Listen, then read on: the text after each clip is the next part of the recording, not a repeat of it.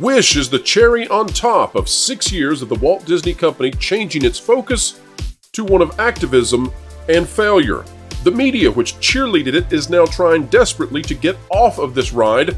They don't want to be associated with it. And the excuses are flying now, the same ones we told you they would make. Things like Disney Plus has altered the marketplace. It's a bunch of baloney. But folks, we're here to tell you that this activism and this far-left ideology in corporate structure, this should be a warning sign to everyone. What has happened to Disney can happen at very many levels of society, and all of us now should push back lest other institutions collapse as fast as Disney.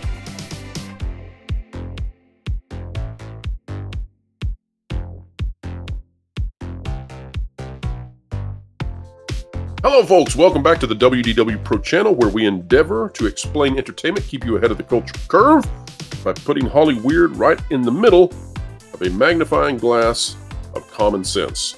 Folks, welcome back. Culture is here with us today. Culture, we're happy to have you back on the channel. How are you today? I'm great. I love it. And thanks for having me. I always enjoy being here. Absolutely. Yesterday morning, we put out a video where we explained the programs that the Walt Disney Company had instituted, which had destroyed it. We talked about Reimagine Tomorrow. We talked about the Story Matters group. All of that with John Trent, the now chief editor over at thatparkplace.com. Today, Bob Iger is going to be meeting with a vast number of employees answering questions. This is out of Deadline. Bob Iger and top Disney brass get set to meet with employees after curtain falls on a challenging fiscal year. It says a year into the run of Bob Iger 2, Return of the CEO. I like that. The Walt Disney Company has not yet rediscovered its mojo. For most of Iger's initial 14-year stint in the corner office, Disney was the pace setter in media and entertainment, pulling off stunning M&A deals and amassing a sizable competitive advantage. Now the company has fallen back to the pack as a biblical series of challenges have come to define a centennial year that many staffers would just as soon forget than commemorate. Now, Culture, we're not going to stay with this article very long because these problems seem to have begun and emanate out of the practices and the beliefs of one Bob Iger. Now, the beginning part of his CEO tenure, back when he first started, he was more of an acquisition guy. But since then, and especially towards the end of his tenure as CEO, he has become the kind of person who has instituted revolution at the Walt Disney Company. Let's talk about the what Chris Gore and Alan Ng have had to say over at Film Threat. They've received emails from a number of animators who worked on Wish. And, you know, folks out there, we're veering into rumor territory here, but I will say that when it comes to sources that we would buy into, I don't know of many people on YouTube who have higher integrity than Alan Ng. And when it comes to Chris Gore, a fantastic person with a massive pedigree and decades of working in the industry. So these guys are solid. They are saying, and we've got the link to the video down below, they are saying that various animators who worked on Wish came to them and said, guys, this was originally envisioned to be a story about the little wishing star, and it was going to be a special magical experience. It was going to be fun.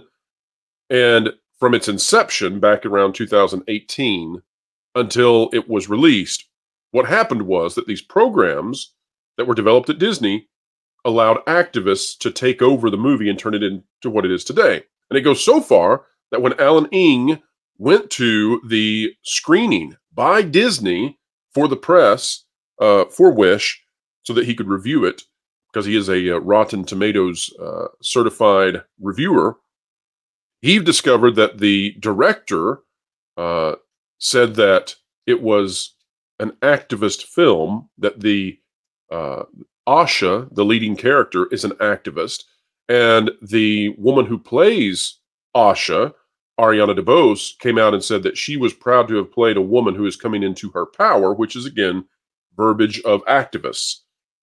Culture, it seems to me that what we have watched play out is we have seen what happens when activists take over a company. So there's a lot more to cover on this. There's much more that those animators have told Chris Gore and Alan Ng, but I want to get your thoughts on that first. Is this a microcosm of what happens when the far left and the activist ideology take over uh, something that you love? Is this inevitable once that happens? I think it is inevitable, and I think we've seen this reflected in pretty much everything that Mr. Iger has done. Things like this that rot from the top down do so incredibly quickly. It's a cancer that metastasizes just so rapidly. It's astonishing. And when you start, as you suggested, that Iger's forte was in acquisitions, well, he moved from acquisitions to activism pretty darn quickly towards the end, and that was in support of what he would need when he was running for president, or if he was able to become president, which was ultimately his goal. He is basically turned his entire company into something that spits out just this incredibly destructive narrative. And as you suggested, it permeated throughout the entire company. And as he allowed one level of activist at every single level, they've kind of changed the very fabric of that company. They've moved very far away from their core values, adopting new ones that are just ridiculous, acting as if they didn't already have, love of diversity and love of all these other things. They pretended that, for their nearly entire 100-year history, that they were somehow bad, and that their founder, they're trying to allude to the fact that their founder, Mr. Walt Disney, was equally bad. And Culture, let me insert there too, because you're exactly right. I don't know, if let's go to the 90s. Okay. In the 1990s, I don't know of any group that disliked Disney, any significant group that, hated the past of Disney. Now they act as if Disney needed to be unchained from its, terrible vices. She's not going to be saved by the prince. She's not going to be saved by the prince, and she's not going to be dreaming about true love. She's dreaming about becoming the leader she knows. To the point that they've put advisories in front of their legacy content, almost all of it. And there's nothing that's more poignant, I think, than Song of the South, which is the movie that earned an Academy Award for the very first time for a black man starring in a role. And that was it was amazing for Walt Disney to have even achieved having him be on the screen in the lead role, let alone earning an Academy Award. And so now that is presented as being just this awful piece of horrid content. And I think you're exactly right. They manufactured a crisis of identity for the Walt Disney Company that did not pre-exist. Well, but that's again what this ideology that is being adopted by this company and many others, although a lot of them are trying to back away rather quickly from it now. But that's exactly what happens. At every single level, whether it be at a personal level or anywhere else, they're calling into question their very identity intentionally, so that they can, remake or platform, or so they can spout these platitudes that are, pretty hollow. You make reference to a film, Song of the South. If anything should be released right now, it would be that film, just to point out the sheer ridiculousness of everything that right. It's been turned into this monstrous taboo that you should never watch it. I mean, because of the platform we're on, we're not going to compare it to some of the worst things on in history, but that's the connotation that Disney, I think, has tried to give it, and it's just not. It's it's got little children of different ethnicities holding hands and dancing together. And again, these are just stories. It's a compilation of stories that were much like anything else that Disney, for whatever reason, during a certain period of time, was fascinated with the idea of compilation of stories and different ways of telling them, which would include obviously the classic film Fantasia and other stuff like that. We can certainly get into that, but the biggest problem facing any corporation right now is activism, because they allow themselves to be hijacked and taken away from their core, from their base, from the audience that actually appreciates and has adopted them. And Disney is the most visible, though, wouldn't you say? I mean, indeed. This should be the story of the year.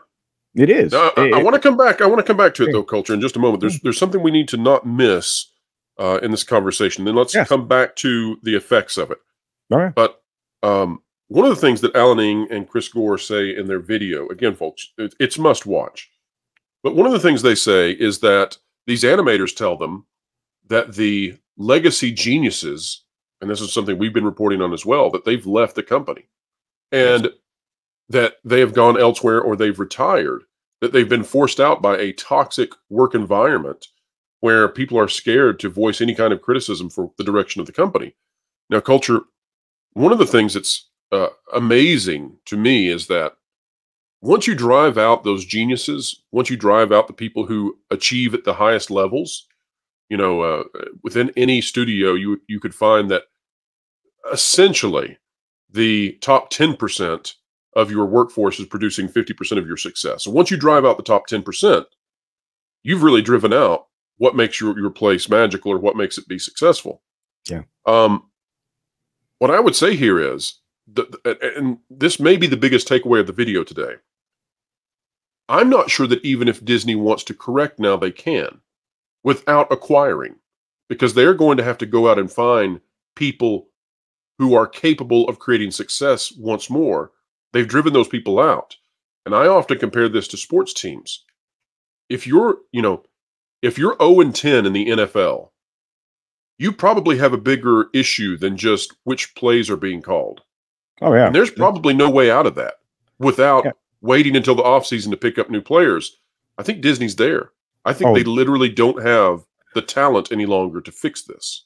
Yeah, there's no doubt about that, Pro. I mean, they are in the worst possible situation. They've driven out, as you suggest, the top 10%. I would say probably the top 5% are the ones that actually produce 80% of your success. But I mean, you can always... and it stacks actually, culture. So within that 10%, you could go to the next. You could say within that, the 1% produces half of the success of the 10%. So you're exactly right. Yeah, I agree with you, and it starts to be a real problem when you've done what Disney has done. They've removed the idea of mentorship because they've cast aside the idea of merit, and that merit is the most important thing. And success breeds success. You don't have institutional memory, so a lot of the systems and the things that made you successful that you've learned over the course of this 100 years, those have been cast aside because now there's nobody to teach it. There's nobody to maintain it. There's nobody to answer questions about how did we beat this before? How did we solve this problem before? And this isn't just obvious. Proximal osmosis. Indeed. I mean, the minute you get rid of Lasseter, Pixar was not the same. The minute the minute we lost the other animation head as well. The minute you lose people that position who haven't had a chance to impart everything that they picked up during the course of a career, that's gone. In the minute you start to remove people that were tied to them because they believe the same things or understand the same principles, and again, it doesn't matter if it's a creative company or not. It doesn't matter. I mean, their theme parks are suffering the same problem. They've learned the problem about deferred maintenance before, and this is all corrupted from the top down based on an ideology that makes it so that the masses are malleable. At least the ones that are, inside your organization. There's nobody to push back. There's nobody to innovate. There's nobody to creatively solve problems because everybody that you now have is incapable of doing those things. And that's what you're seeing now. Look at the course of the last 2 years. And you can see that Disney no longer has a problem-solving mechanism in place. They have a problem-causing mechanism that starts from from human resources specifically on downward, and everything tied to that. But the minute you adopted these ideologically driven mechanisms of divisiveness, which is what DEI and similar things are, you've now removed unity and cohesion in your organization. They're falling apart for a reason. And that's why this conversation translates into something much larger, because you're seeing it, in many different institutions and a whole lot of corporations. And as you suggested at the very beginning of the video, in our government. It's the spirit of Cain culture. Yes. It goes back to that story, the biblical story, because what we have here is we have an envious situation where these individuals believed that they could transform the Walt Disney Company into being something different than it had ever been, and that the success of the company was not tied to its being into the flavor of what it was, but rather that it was unfairly successful in some way. And if they were able to capture it ideologically and control it, then they could disseminate their own truths, their own propaganda via the company, and it would be lapped up. And they could they could be the heirs to the success that was unfairly taken by this huge corporation. Well, instead of continuing on with the idea that we're a family company and we ascribe to these values, they've moved on to something that basically promotes things that are valueless. They've inverted the ethic. Exactly. They've openly mocked that, as a matter of fact. The ethic, the value set, their core values and beliefs. That's the Last Jedi culture. That's the you take the character that is the most hopeful, most optimistic, most positive, and you flip that on its head and make him be the kind of person who would kill his own nephew or have the thought to do so. And he's really and instead of being the savior of the galaxy, he's actually the criminal, the ultimate criminal who allows evil to come back in. That's the inversion of the ethic. Now, Indeed. culture, we have watched as the media has celebrated everything that Disney has done in terms of ideology. The media, though, often called the drive-by media, they come in, they cheerlead this, and then they exit when it's time to get out as the failure happens. Mm-hmm. We said days ago, after the Wish thing had happened, we came out with a video here on the channel and said, the media is going to pivot. They don't want to have this, they don't have this stink on them, right? They've told Disney to become a skunk, but now they don't like the way they smell. So they're going to leave that company, the company of Disney. And so one of the pivot points we said they would do is they would say that this comes down to Disney Plus, that families are waiting for these animated films to come out on Disney Plus. One of the other things we said they would do is they would say that films like Elemental or these other movies, they were successful because they legged out. You know, they made more money than perhaps you might have thought they would otherwise. The media is doing both of those, but the Disney Plus thing, I think, is the more insidious thing here. Because culture, it presumes that Disney operates in a way that no other company does, or at least that the audience responds to Disney in a way that no other company does. I'll explain that. What they're saying is that for Disney and Disney alone, and I think this is because they can blame it on Bob Chapek because he put the movies out on Disney Plus during the pandemic instead of the theaters. They're saying that the audiences, they've been trained like Pavlov's dogs to wait for those movies to come to streaming rather than going to the box office. But the problem here is that only happens to Disney movies. People love to go watch Minions. People love to go watch Puss in Boots, despite the fact that it's on both of them at the same time. People love to go watch Mario. People love to go watch Trolls Band Together, which will outperform Wish. And I don't care which platform, which streaming platform it's on. It doesn't matter when the cost to buy into these streaming platforms is so low that it's less than a movie ticket. I'm sorry, but you're not going to convince me that Economics 101 stops just so the argument can win when you're like, well, people aren't going to buy Peacock, for example, for a month. It's less than the cost of one movie ticket. Of course they will. Culture, make it make sense for me. What do you think the press, the analysts, the commentators in the mainstream, what do you think they're doing right now? Well, what they do every single time, they try to blame shift. They try to they try to lie away or mislead away the actual the cause of the cause of the effect. You have things called proximal causes. You have a lot of other things that we could certainly get into, but I think at the simplest note, it's easy to abandon Disney now that they've turned it into exactly what they wanted. They removed its cultural power, and now they can point at and say, well, this is what happens to companies that weren't strong adherents to this message. But the lies around the fact that Disney Plus is somehow holding back the release of films, as you pointed out, is absolutely ridiculous. It would be the only company, because I mean, we just had a wonderful example of Five Nights at Freddy's, which released both on digital and in theaters at the same time, and it was just knocking things out of the park as far as box office receipts. And it's not borne out in the Disney Plus ratings. These movies come out, they pop for like a week or 2 weeks, and then they disappear. Yeah. Encanto actually is an exception to that, but the other films, they don't have the statistical backing for these people to make these assertions with truth. But culture, I think that what we're watching is the media trying to latch on to anything, because they're the ones who wanted this to happen. They just thought that society worked in a different way. They thought it would be successful. And when it's not. Now they don't want to be culpable for having led Disney down this path. They want you to forget that they were all on board. Yeah, they're tied. They're tied to this. Like, I would suggest the media is like an anchor around anybody's neck at this point, and the mainstream doubly so. And if the media is happy to take you down as quickly as possible, if you show any signs of weakness. I've not seen Disney this weak since the transition of power to Eisner. I'm going to say ever. I honestly think this is the lowest. I mean, they've put.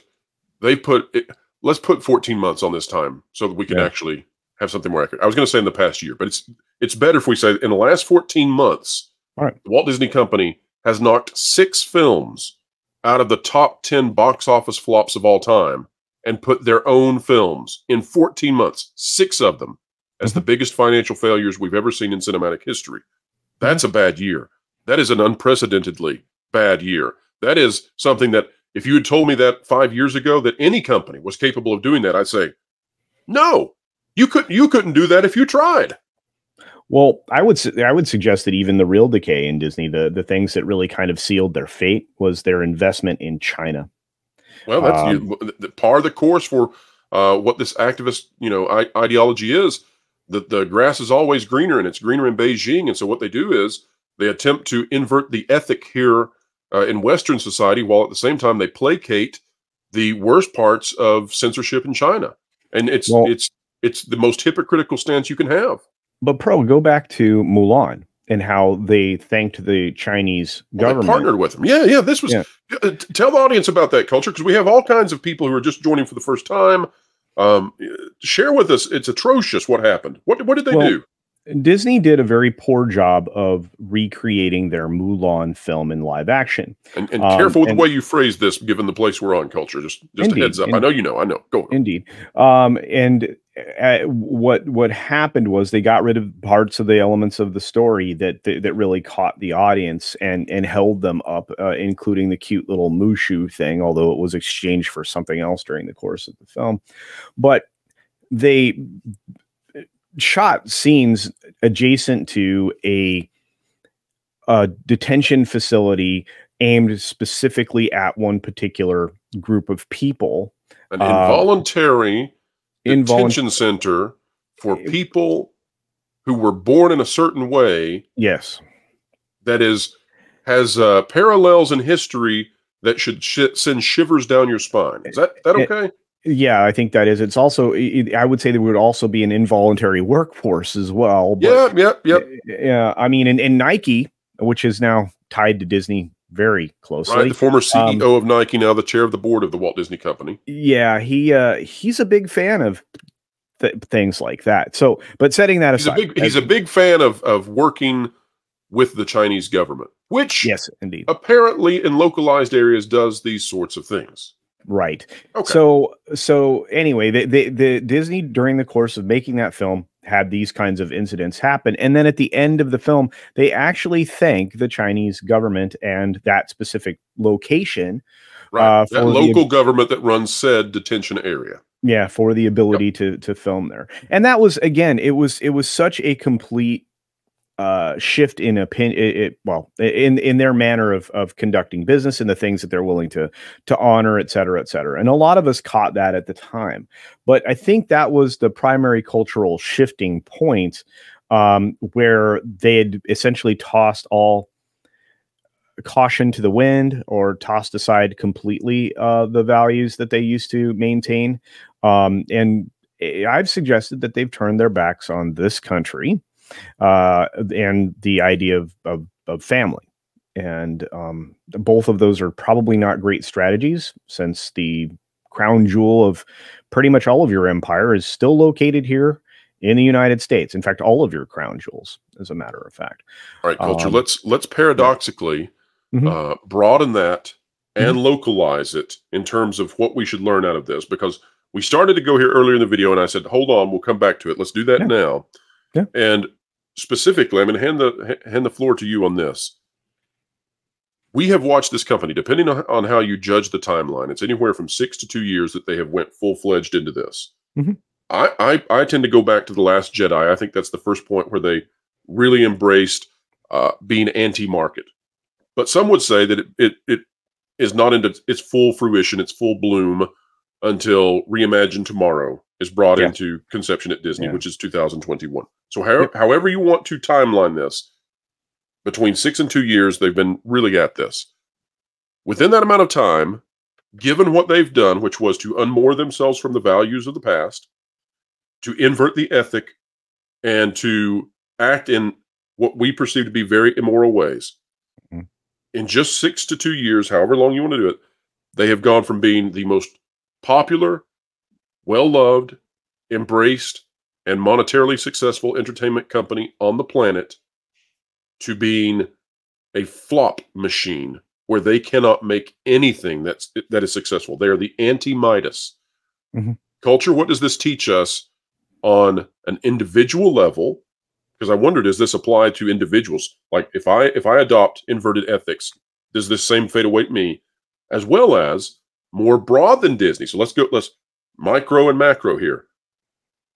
At every level, does this integrate? So at the individual, at the family, at the community, at the city, at the state, and finally at the national level, do you think this applies? And should this give us all tremendous concern about this happening throughout society? Well, I think if you compromise anything at any level, your morals, ethically, whatever you choose to define it as, I think that it almost always leads to decay and eventual destruction. It's happened at an accelerated rate, and you can see that reflected specifically in the Disney company. But as we've suggested during the course of this video, it's a broader conversation that includes, your local government, your school, as these corruption machines, this mind virus. You can use a whole lot of these things. I'm just going to call it a cancer. When you decide to actively bring in this cancer, what does cancer do? It destroys, it perverts, it Are you shocked how fast it did it, Culture? Are you shocked how fast Disney fell? Those who don't pay attention to history probably would be shocked by this. I wasn't. Once I started to see the activity in motion, I recognized it for what it was. We saw this when they changed governmental systems in the country of China, who we were just talking about. This is exactly the same kind of way of going about things, and it wasn't like we weren't warned. But as far as the speed, for a company and organization the size of Disney, this had to happen with a lot of help. It had to be done by adopting certain political ideologies and everything else within the organization, which was done rather willingly. You have government, appointees and former appointees that eventually end up in the Disney company, and then they flow back to Disney. So there's a lot of things that had to come into play to make it happen this quickly, but I'm not surprised. And I don't think you are either. And again, it's whether or not you want to, ascribe a political, system to it, you certainly can. I don't want to get overly political here. There's an ideological thing to it. I mean, you can't fundamentally transform the company with these programs and watch the entire thing collapse. And then me buy into the media's narrative, which, by the way, was cheerleading the entire thing, by the media's new narrative that says, oh, well, the market has fundamentally shifted instead. No, you transform something into something that's less successful, and now you don't want to own the failure that you have brought forth. The 10K that just came out that we've been talking about now for about a week. The SEC filing, folks, not a race, not a. Oh, yeah, sorry. Yeah. So we've been talking about that for about a week, and it's a very strange conversation to have when you're looking at the language that they couched everything in, and recognize and read it for what it is, which I have to tell you, the article by John F. Trent here on That Park Place is actually being referenced by everybody now. So you're seeing a lot of magazines and YouTubers that are outside of our fellowship and things like that reference that article. That's how important it was, and breaking it down in very plain language. What Disney has been telling us is they know that they're failing at every level and everything that they're doing, and they know why. They have to legally admit it, even if they would never say it in the way they did publicly. They bury that many pages deep. Which is why, that they having them come out and do what they're doing, in having this town hall right now, is very, very telling. And I think it takes us back to the article. And that is, you know, they have to, from the top level down, convey to everybody there's no reason to panic here, even though we should be in full blown panic because we've turned the entire audience, well, not the entire audience, but the largest majority of the audience against us, the people who actually spend money at our parks and on our films and on our services, on our cruise lines, et cetera, et cetera. So there may be news that breaks out of the town hall, but I would tell people to curb their hopes on that. We'll cover it if news breaks out of it, but I would say that what we've heard from these sources that have reached out to Alan Ng and Chris Gore is that people are afraid to now ask questions inside the company. People are afraid to give a differing opinion because that's not welcomed within Disney, and that you've run off the people who had the strong personalities and had success simultaneous, such that now you have the sycophants. You have the sycophants and you have the scared. So congratulations, Disney, at your town hall of sycophants and scared individuals who neither is going to ask a critical question of Iger. I don't suspect that we're going to get much newsworthy, although if it happens, we'll definitely cover it. This leadership style of Iger currently reminds me of a world leader right now that does the same thing and has driven off the people that would push back against some of the decision making, against some of the thinking across the company broadly. And that country is now running itself into the ground, although we don't talk very much about it. But he's doing the same thing, and other companies have seen that and have recognized it and have turned back against it. I mean, it's so funny. Some of the actions that may have to be taken by Disney are going to look very familiar to people because those actions have been employed earlier on by Zaslav. And then you have, you know, the broader conversation to talk about how Comcast is still able to, you know, have whatever ideological political bent that they have, but at the same time not run afoul of their audience. Iger woke up one morning and chose violence, and we in the company are suffering for it now. I think, folks, the lesson to take away here is do not discount the damage that can be done by these ideological acolytes who are busy at Disney destroying it. Do not be disillusioned that they won't do the same to your communities, to your states, and to your nation. And the bigger the entity is that they infiltrate and destroy, the more damage it will do to all of us. We need to now be wary. We have seen what can happen to the biggest entertainment company on the planet when these ideals and practices are put into place. Be wary of them. Be cautious. And I suppose it's time now to battle back against them, and that's what we're doing each and every day here on this channel, because entertainment is just one place from whence much of what we adopt as our culture flows from. So we'll continue to focus on it. Culture, you've done an awesome job covering it on your channel. I'm thankful for your participation with that Park Place as well. You brought up John Trent. We are so happy that he's joined that Park Place, and we're happy that he has a place where he can fully express his thoughts, and we'll be supportive of that. Culture, we want to be supportive of you. What do you have coming up on your amazing channel? Well, by the time you see this video, I would expect that my video would have dropped talking about Wish and its colossal failure. I'm a little more critical, and I did use a little hyperbole in this video. I try not to. I try to maintain a very direct approach when I cover things using just mere facts. But sometimes my emotions will run away from me, about maybe once or twice a month. But you can check that out, and you can check out my channel. I've been covering this since I started, which was almost 4 years ago. So. Yeah, we're and Culture, you're going to be donating something. What is it you're donating soon? Oh yeah, no, coming up this Sunday after my my normal practices, I will be headed to my hair person, and I will be donating about 9 to 10 inches of my hair, which I do regularly. So a barber or a stylist is going to stylist the beautiful hair that you, but it's going to a good cause, right? Indeed, yeah, I've been doing this for people who have cancer and other life-threatening diseases that they have to go through just horrendous treatments for that cause them to lose their hair. And I've been doing this for a long time because my family seems to have problems with with cancer. So I've been doing this for a very long time, and I will continue to do it.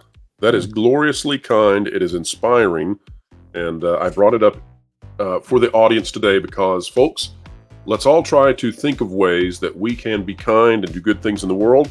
If you want to know what the antidote to what we've watched happen to some of our favorite stories are, it's kindness, and it's going out there and making a difference. Thank you, Culture, for being a part of that, both publicly and privately, until I spoil it all and bring it out in front of the audience. Sorry. And audience and myself, let's be inspired and let's go out there and make some real differences. Folks, if you like content like this, consider clicking the like button, share, subscribe, and when you click it, you stick it to the algorithms. It's the notification bell. Drop a comment down below. Let us know your thoughts. What do you think about Disney? Do you think it is a microcosm and an exemplar in the negative sense of what could happen if we all embrace the ideology of that corporation? Let us know down below. Wherever you are and whatever you're doing, keep learning, keep growing, and in spite of everything, always keep having fun. Make sure to catch The Pro Show Thursdays 5 to 7 Eastern Time. Entertainment Explained, The Culture Curve Conquered, live with Pro and all his friends.